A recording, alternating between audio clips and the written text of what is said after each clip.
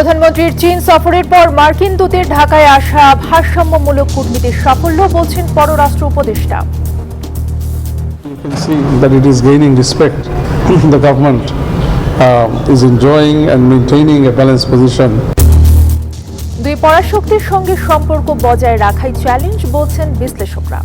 President Xi Jinping প্রস্তাবও দিয়েছেন প্রধানমন্ত্রীকে Bangladesh Myanmar চীন ইকোনমিক করিডোর করা যায় কিনা। আমি মনে করি বাংলাদেশের দিক থেকে এটা একটা কৌশলগত বিজয়, কারণ বাংলাদেশ একদিকে যেমন আপনার চায়নার সাথে বিভিন্ন দ্বিপাক্ষিক আলোচনা করছে, পাশাপাশি মার্কিন যুক্তরাষ্ট্রের সাথেও আলোচনা করছে।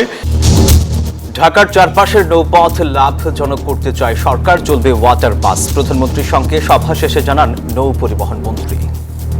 আমরা ওয়াটার বাস এবং যেটাকে বলা হয় নৌপথে চলাচলটা যাত্রীদের জন্য নিশ্চিত করতে চাই, মনোরম পরিবেশে নিশ্চিত করতে। তো সেখানে বেশ কিছু প্রতিবন্ধকতা আছে। জুলাই আন্দোলনের উত্তাল 2 আগস্ট আসে সর্বাত্মক অসহযোগের ঘোষণা। ট্যাক্স বিল না দেওয়ার আহ্বান জানান নেতারা। আওয়ামী লীগের কার্যক্রম নিয়ে পুলিশকে সতর্ক থাকার নির্দেশ স্বরাষ্ট্রমন্ত্রীর। বেনজিরকে ফেরাতে কাজ চলছে, নিয়োগ করা হয়েছে ল ফার্ম। তারা আইনানুগভাবে গেছে, আমরা ল ফার্ম নিয়োগ করেছি, আমাদের চেষ্টা আমরা করছি, আমরা আশা করছি এগুলো আমরা বেঞ্চ ক্যান্সেল করতে পারবো এবং দ্রুত সমস্যা হবে। তো আলাপ আলোচনা চলছে, অগ্রগতি হইলে হোম মিনিস্ট্রি থেকে বা আমরা আফগান মিনিস্ট্রি থেকে আমরা চট্টগ্রামের শীর্ষ সন্ত্রাসী ডেভিড ইমন সহ 5 জনকে 10 দিন করে রিমান্ড। ঢাকার কলাবাগানে শাশুড়ির স্ত্রীকে হত্যার অভিযোগে স্বামী আটক। ইউরোপের পর এবার দাবানলের কবলে ওয়াশিংটন, কয়েক জায়গায় জরুরি অবস্থা জারি। বিদ্যুৎ বিচ্ছিন্ন 13,000 ঘরবাড়ি। এবং রাতে অস্ট্রেলিয়া যাচ্ছে লিটন সহ টাইগারদের দ্বিতীয় বহর। 23 বছর পর অজিদের মাটিতে সিরিজের অপেক্ষা। প্রথম টেস্ট 13 আগস্ট। দর্শক স্বাগত নিউজ 24 সংবাদে। পুরো সংবাদে আপনাদের সাথে আছি আমরা দুজন, আমি সোহাগ বক্স এবং আমি তাসনিম অর্থে। দেখছিলেন বিআরবি কেবল সংবাদ শিরোনাম। প্রধানমন্ত্রী তারেক রহমানের চীন সফরের পরপরই মার্কিন বিশেষ দূত সার্জিও গরের ঢাকা সফরকে দেশের সফল কূটনৈতিক অবস্থান হিসেবে দেখছে সরকার। যুক্তরাষ্ট্রের কূটনৈতিক প্রস্তাব এবং চীনের সাথে চলমান বড় বড় উন্নয়ন প্রকল্প সব মিলে দুই পরাশক্তির মাঝে একটি কার্যকর ভারসাম্যপূর্ণ পররাষ্ট্রনীতি বজায় রাখছে বাংলাদেশ। বিকেলে পররাষ্ট্র মন্ত্রণালয়ে এসব কথা বলেন প্রধানমন্ত্রীর পররাষ্ট্র উপদেষ্টা হুমায়ুন কবির।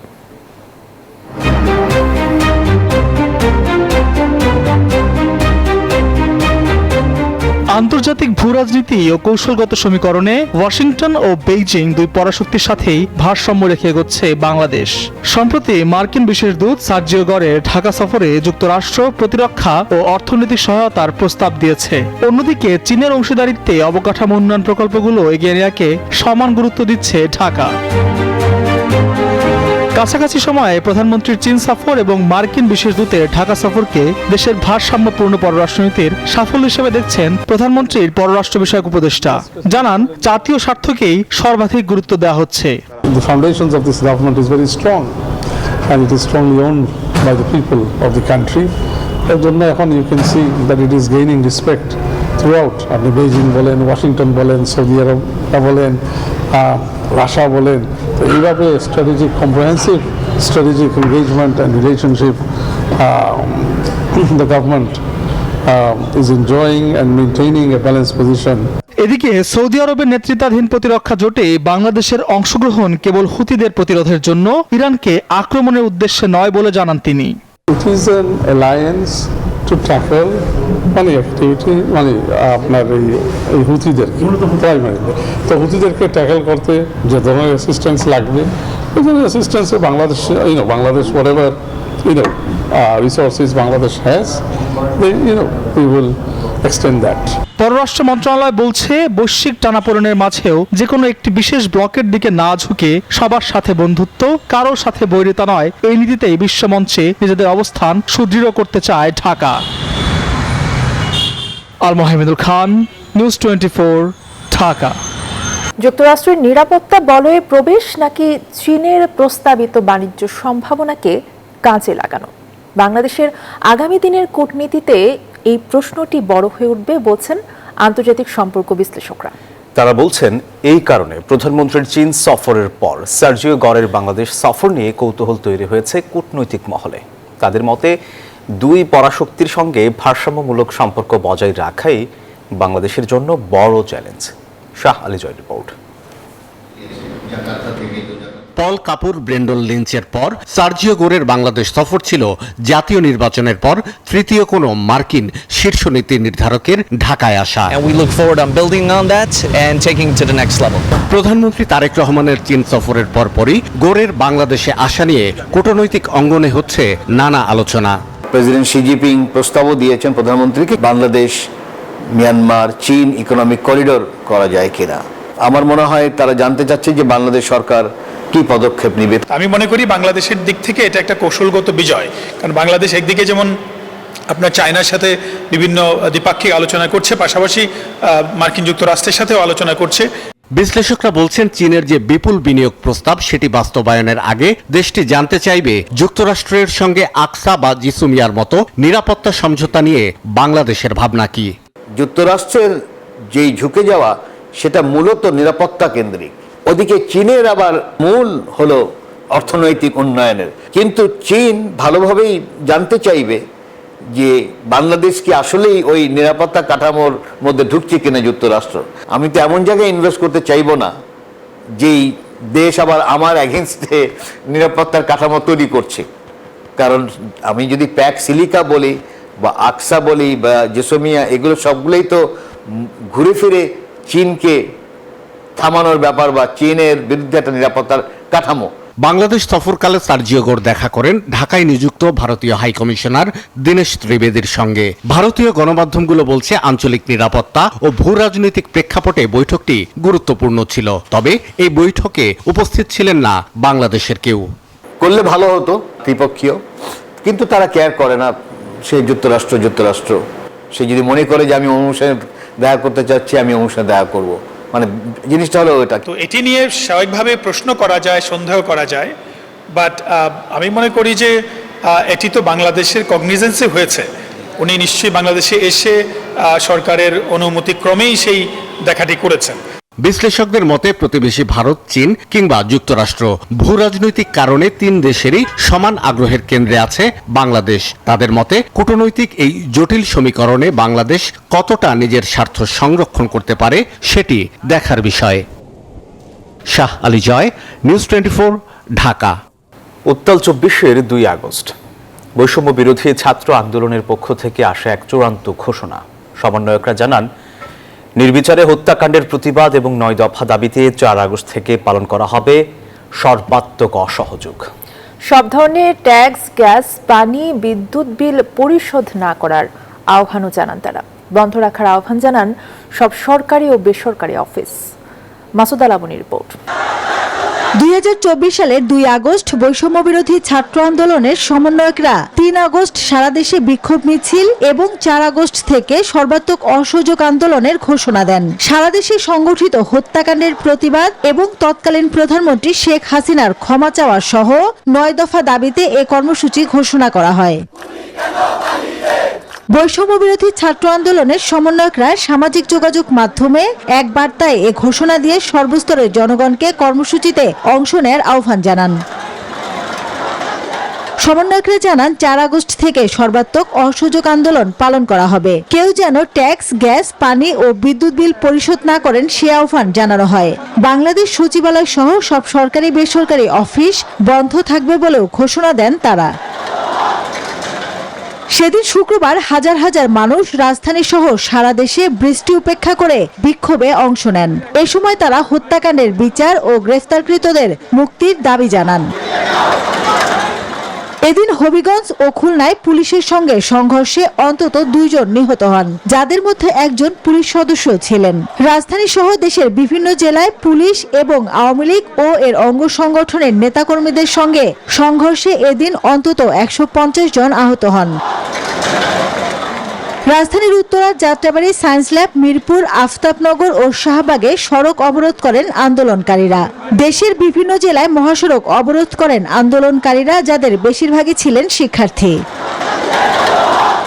রাজধানীতে ছাত্র, শিক্ষক, সাংস্কৃতিক কর্মী, অভিভাবক এবং নাগরিক সমাজের সদস্যরা বিকেল ৩টায় দ্রোহযাত্রা নামের একটি গণমিছিল বের করেন জাতীয় প্রেস ক্লাবের সামনে থেকে। মিছিলটি শহীদ মিনারে গিয়ে শেষ হয়। পথে আরও অনেকে এতে যোগ দেন। দ্রোহযাত্রা শেষে শহীদ মিনারে এক সমাবেশে বক্তারা শেখ হাসিনার নেতৃত্বাধীন সরকারের পদত্যাগ দাবিতে ৩ জুলাই বিকাল ৩টায় আরেকটি গণমিছিলের ডাক দেন। মাসুদা লাবনী, নিউজ 24, ঢাকা। জুলাই আন্দোলনে যাত্রাবাড়ীতে যতজন শহীদ হয়েছে তার প্রাথমিক তালিকায় 85 জনকে শনাক্ত করা গেছে বলে জানিয়েছেন আন্তর্জাতিক অপরাধ ট্রাইব্যুনালের চিফ প্রসিকিউটর মোহাম্মদ আমিনুল ইসলাম। বিকেলে ঢাকা যাত্রাবাড়ী এলাকায় আয়োজিত জুলাই গণ অভ্যুত্থানে যাত্রাবাড়ীতে শহীদ এবং আহতদের গণশুনানি শেষে এই কথা জানান তিনি। চিফ প্রসিকিউটর বলেন, যাত্রাবাড়ীতে যত মানবতা বিরোধী অপরাধ সেগুলোকে অগ্রাধিকার দিয়ে বিচার করা হবে। পাশাপাশি তিনি আরও জানান, প্রাথমিক তালিকায় যতজনের তথ্য পাওয়া গেছে সে সংখ্যা ভবিষ্যতে আরও বাড়তে পারে। যাত্রাবাড়ীতে যে মানবতা বিরোধী অপরাধ সংঘটিত হয়েছে সেইটিকে আমরা প্রায়োরিটি বেসিসে দ্রুততার সাথে সমস্ত ঘটনার মামলার ইনভেস্টিগেশন আমরা শেষ করব। আমরা প্রাথমিকভাবে প্রায় 85 জনের একটা তালিকা পেয়েছি এবং আমরা মনে করি যে এই তালিকায় আরও কিছু সংযোজন হতে পারে। ঢাকার চারপাশে 110 কিলোমিটার নৌপথে ওয়াটার বাস চালু সহ লাভজনক এবং নিরাপদ নৌ পরিবহন নিশ্চিতের নির্দেশনা দিয়েছেন প্রধানমন্ত্রী তারেক রহমান। দুপুরে সচিবালয়ে প্রধানমন্ত্রীর সঙ্গে ঢাকার চারপাশে বৃত্তাকার নৌপথ উন্নয়ন সংক্রান্ত সভা অনুষ্ঠিত হয়। পরে আন্তর্জাতিক পর্যায়ে আন্ডার ওয়াটার রোবোটিক ড্রোন নির্মাণ প্রতিযোগিতায় বিশ্ব চ্যাম্পিয়ন দল প্রধানমন্ত্রীর সাথে সাক্ষাৎ করে। সচিবালয়ে প্রধানমন্ত্রী তারেক রহমানের সভাপতিত্বে ঢাকার চারপাশে নৌপথ চালু নিয়ে এক সভা অনুষ্ঠিত হয়। এতে ঢাকার চারপাশের নৌপথগুলো সচল করার সিদ্ধান্ত নেওয়া হয়। ওয়াটারওয়েজ যেটা আছে ঢাকা শহরের চারপাশে, সেটা প্রায় 110 কিলোমিটারের মতো। তো সেখানে কিভাবে ওয়াটার বাস এবং নৌযাত্রা যেগুলি আছে সেটা নিশ্চিত করা যায়। তো সেই পরিকল্পনা নিয়ে এর আগে একটা মিটিং হয়েছিল, তার ফলো আপ মিটিং। তো সেখানে বেশ কিছু প্রতিবন্ধকতা আছে, বেসরকারি কিছু উদ্যোক্তাদের আগ্রহ আছে, সেটা সমন্বিতভাবে কিভাবে কাজে লাগানো যায় সেই জন্যই এই মিটিংটা ছিল। দূষণ প্রতিরোধ, ড্রেনেজ ব্যবস্থার উন্নয়ন এবং নদীর নাব্যতা ও পানি প্রবাহ স্বাভাবিক রাখার পাশাপাশি নদীর পাড়ে গাছ রোপণের নির্দেশ দেন প্রধানমন্ত্রী। কিভাবে আবর্জনা যাতে নদীতে না ফেলে সেটার জন্য আমরা জনগণকে উৎসাহিত করব। তাদেরকে আপনাদের মাধ্যমে জানাবো যে তারা কোনোভাবে যাতে নদীতে যাতে আবর্জনা না ফেলে। এই নৌপথকে ব্যবহার করতে গেলে বিভিন্ন জায়গায়, যেই জায়গায় সিটি কর্পোরেশন কিংবা অন্য অন্য গার্মেন্টসের যে কেমিক্যাল যে বর্জ্য পদার্থগুলো আছে সেগুলো নদীতে থেকে কিভাবে রোধ করা যায়, রোধ করে পানি দূষণ থেকে কিভাবে একটা সচল নদীকে তৈরি করা যায় সেই বিষয় নিয়েই মূলত কথা হয়েছে। বিকেলে সচিবালয়ে প্রধানমন্ত্রী তারেক রহমানের সাথে সাক্ষাৎ করেছেন আন্তর্জাতিক পর্যায়ে আন্ডার ওয়াটার রোবোটিক ড্রোন নির্মাণ প্রতিযোগিতা 2026-এ বিশ্ব চ্যাম্পিয়ন দল। বিজয়ী দলের সবাই MISTর শিক্ষার্থী। সাইফুল ইসলাম, নিউজ 24, ঢাকা। পুলিশ কোনো দল বা গোষ্ঠীর লাঠিয়াল বাহিনী নয়, এমন মন্তব্য করেছেন স্বরাষ্ট্রমন্ত্রী সালাউদ্দিন আহমেদ। সকালে রাজশাহীর পুলিশ একাডেমিতে এই কথা বলেন তিনি। এ সময় তিনি বলেন, আগস্টে নিষিদ্ধ আওয়ামী লীগের কার্যক্রম বৃদ্ধি পায়, সে কারণে পুলিশকে সতর্ক থাকতে হবে। বলেন, ডিজিটাল অপরাধ দমন ও সাইবার নিরাপত্তার জন্য কারিগরি দক্ষতা অর্জন করে সাধারণ মানুষের অকৃত্রিম বন্ধু এবং সেবক হতে হবে পুলিশ কর্মকর্তাদের। বলেন, ফ্যাসিবাদী হাসিনা সরকারের আমলে অন্যান্য প্রতিষ্ঠানের ন্যায় পুলিশ বাহিনীও ক্ষতিগ্রস্ত হয়েছে। শৃঙ্খলা ভঙ্গ অপরাধের সাথে জড়িত পুলিশ সদস্যদের বিরুদ্ধে ব্যবস্থা নেওয়া হচ্ছে এবং চলমান থাকবে বলেও মন্তব্য করেন মন্ত্রী।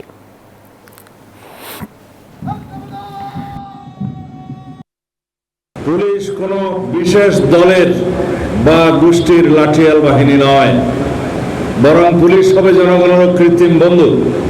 জননিরাপত্তা নিশ্চিত করা এবং পুলিশ বাহিনীকে দলীয় প্রভাবমুক্ত করে একটি আধুনিক সেবাধর্মী ও মানবিক সংস্থায় রূপান্তর করাই আমাদের মূল লক্ষ্য।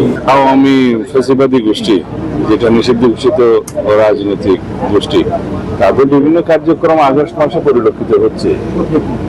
তো সেই জন্য আমরা সবাইকে সতর্ক থাকতে বলেছি। দুবাইয়ে সাবেক আইজিপি বেনজির আহমেদের জামিন বাতিলে সরকার ল ফার্ম নিয়োগ দিয়েছে বলে জানিয়েছেন স্বরাষ্ট্রমন্ত্রী সালাউদ্দিন আহমেদ। আর বেনজির আহমেদকে দেশে ফেরাতে স্বরাষ্ট্র মন্ত্রণালয় কাজ করছে বলে জানিয়েছেন প্রধানমন্ত্রীর পররাষ্ট্র উপদেষ্টা হুমায়ুন কবির। এদিকে বেনজির আহমেদ জামিন পাওয়ার ক্ষেত্রে দুদকের কোনো ধরনের আইনি গাফিলতি হয়নি বলে জানিয়েছে দুদক। দীর্ঘ ৪৮ দিন কারাভোগের পর বৃহস্পতিবার দুবাইয়ের কারাগার থেকে জামিনে মুক্তি পান দুদকের ৬ মামলার পলাতক আসামি সাবেক আইজিপি বেনজির আহমেদ। ৩ দিন পর এমন খবর এদেশের গণমাধ্যমে প্রকাশ পায়। এ বিষয়ে জানতে চাইলে ঘটনা সত্য বলে জানান স্বরাষ্ট্রমন্ত্রী। বলেন, সাবেক এই দুর্নীতিবাজ কর্মকর্তার জামিন বাতিলে ইতোমধ্যে ল ফার্ম নিয়োগ করেছে তার মন্ত্রণালয়। যারা আইনানুগভাবে গিয়েছে, আমরা ল ফার্ম নিয়োগ করেছি, আমাদের চেষ্টা আমরা করছি, আমরা আশা করছি এগুলো আমরা বেল ক্যান্সেল করতে পারবো এবং দ্রুত সময় তাকে ফেরত নিতে পারবো।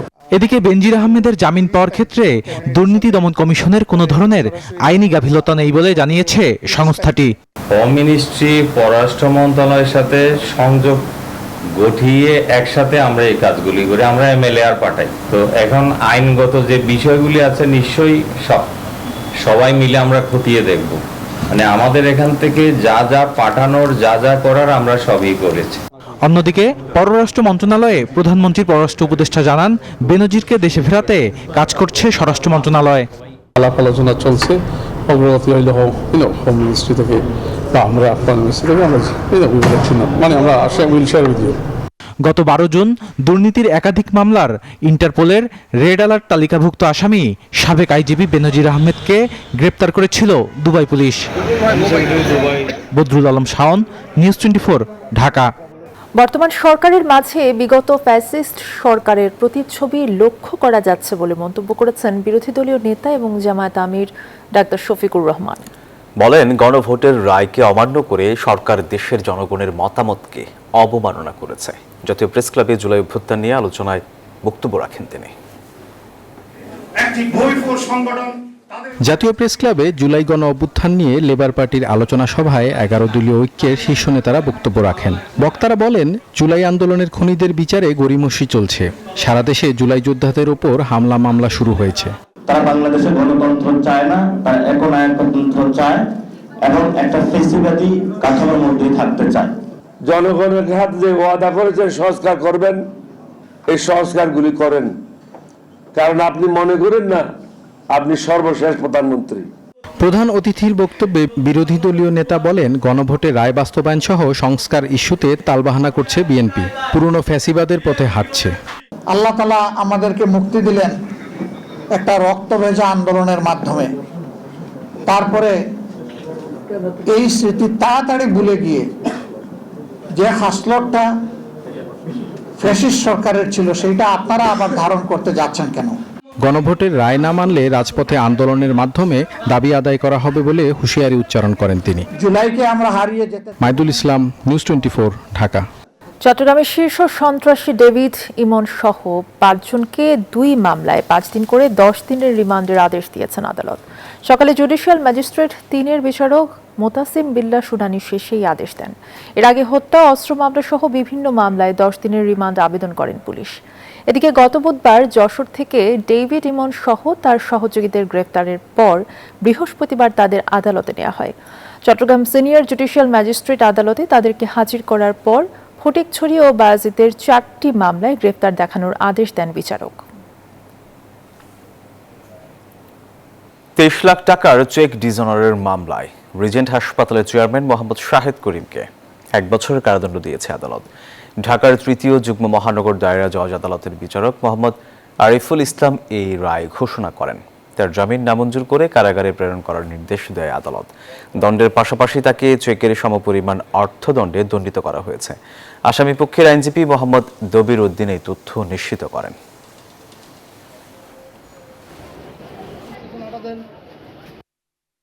যে মামলাটা চলমান আছে, তারপর 2026 আর 2020-এ ওনার বিরুদ্ধে চেকের মামলা দায়ের করে চেকের মূল টাকা হলো 23,18,358 টাকা। এই মামলায় 3/5/2026 তারিখে বিজ্ঞ যুগ্ম মহানগর দায়রা জজ 3য় আদালত 1 বছরের সাজা এবং চেকের সমপরিমাণ অর্থে অর্থদণ্ডিত করেন। আজকে মামলা ওনাকে সুনারিশ দেখাইছে। স্বামীর ছুরিকাঘাতে প্রাণ হারালেন স্ত্রী এবং তার মা। সকাল 9:30টার দিকে রাজধানী কলাবাগানের আলামিন মসজিদ গলি এলাকায় এই ঘটনা ঘটে। ঘটনাস্থলে প্রাণ হারান স্ত্রী। আর তার মায়ের মৃত্যু হয় ঢাকা মেডিকেলে। হৃদয় ওরফে আশিক নামের ঘাতককে আটক করেছে পুলিশ। প্রাথমিকভাবে ধারণা করা হচ্ছে পারিবারিক কলহে এই হত্যাকাণ্ড। রাজধানীর কলাবাগানের আলামিন মসজিদের গলি। হঠাৎ আকস্মিক চিৎকার চেঁচামেচিতে থমকে উঠে এলাকাটি। তুচ্ছ বিষয় নিয়ে কথা কাটাকাটি থেকে মুহূর্তেই ঘটে যায় প্রাণহানির ঘটনা।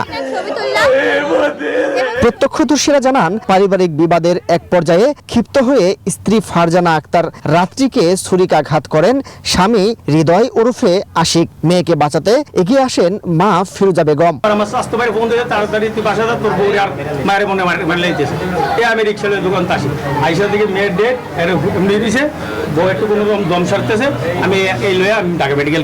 আগে শুনলাম বউ মাইয়া দোনোজন জানাই মাইরা লাইছে, সেই ছেলে মারছে, ছেলে ফাঁসি চাই।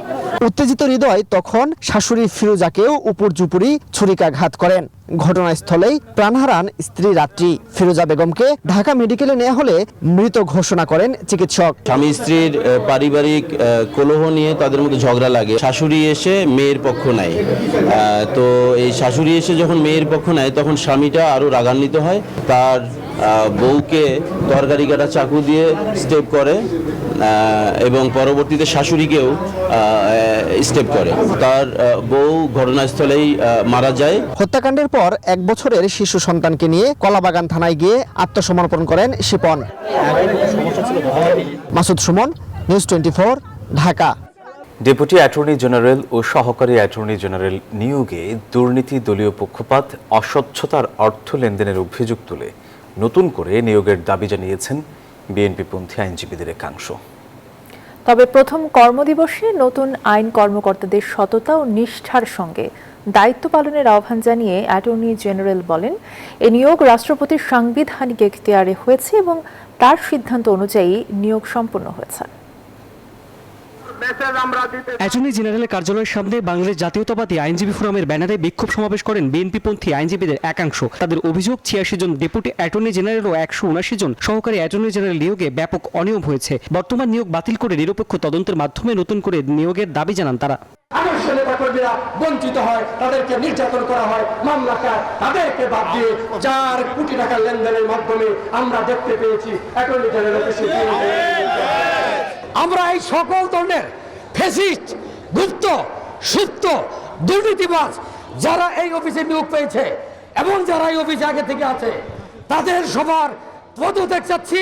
একই দিনে কর্মদিবস শুরু করেন নতুন নিয়োগ পাওয়া ডেপুটি অ্যাটর্নি জেনারেল ও সহকারী অ্যাটর্নি জেনারেলরা। তবে নিয়োগ নিয়ে অভিযোগের বিষয়ে অ্যাটর্নি জেনারেল বলেন, রাষ্ট্রপতির সাংবিধানিক ক্ষমতার আওতায় নিয়োগ হয়েছে। রাষ্ট্রপতি যেভাবে মনে করছে যত বেশি সংখ্যক ডিএজি, এএজি দরকার তারা সেভাবে নিয়োগ দিয়েছেন।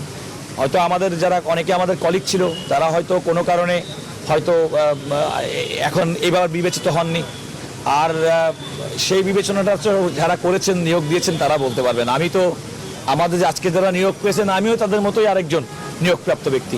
অন্যদিকে জাতীয়তাবাদী আইনজীবী ফোরামের সভাপতি অ্যাডভোকেট জয়নুল আবেদিন বলেন, দুই পক্ষ আলোচনায় বসলে বিরোধ নিরসনের উদ্যোগ নেবেন। অভিযোগ প্রমাণের দায়িত্ব তাদের, অভিযোগ খণ্ডনের দায়িত্ব যাদের বিরুদ্ধে অভিযোগ করেছে। বিরোধ যদি সৃষ্টি হয়, যদি আর দুই পক্ষ একসাথে আসে, সেই ক্ষেত্রে আমি একটা উদ্যোগ নিতে পারি। এ সময় নতুন আইন কর্মকর্তাদের সততা, নিষ্ঠা ও পেশাদারিত্বের সঙ্গে রাষ্ট্রের পক্ষে দায়িত্ব পালনের আহ্বান জানান attorney general. Rashed Raihan, news 24, Dhaka. Dhaka stock এক্সচেঞ্জের কর্মকর্তা কর্মচারীদের সাম্প্রতিক ছাঁটাইকে বেআইনি, অযৌক্তিক এবং উদ্দেশ্য প্রণোদিত দাবি করে প্রতিবাদ জানিয়েছেন ক্ষতিগ্রস্তরা। রোববার রাজধানীর মতিঝিলে পুরাতন ডিএসসি ভবনের সামনে মানববন্ধন করে ছাঁটাইয়ের সিদ্ধান্ত অবিলম্বে প্রত্যাহার করে স্বপদে পুনর্বহালের দাবি জানান তারা। তাদের অভিযোগ, শ্রম আইন এবং প্রতিষ্ঠানের নিজস্ব বিধিমালা অনুসরণ না করে নোটিশ ছাড়াই চাকরিচ্যুত করা হয়েছে। এই সিদ্ধান্তে ডিএসসির স্বাভাবিক কর্মপরিবেশ ব্যাহত হওয়ার পাশাপাশি দেশের পুঁজিবাজারের ভাবমূর্তিও ক্ষতিগ্রস্ত হচ্ছে।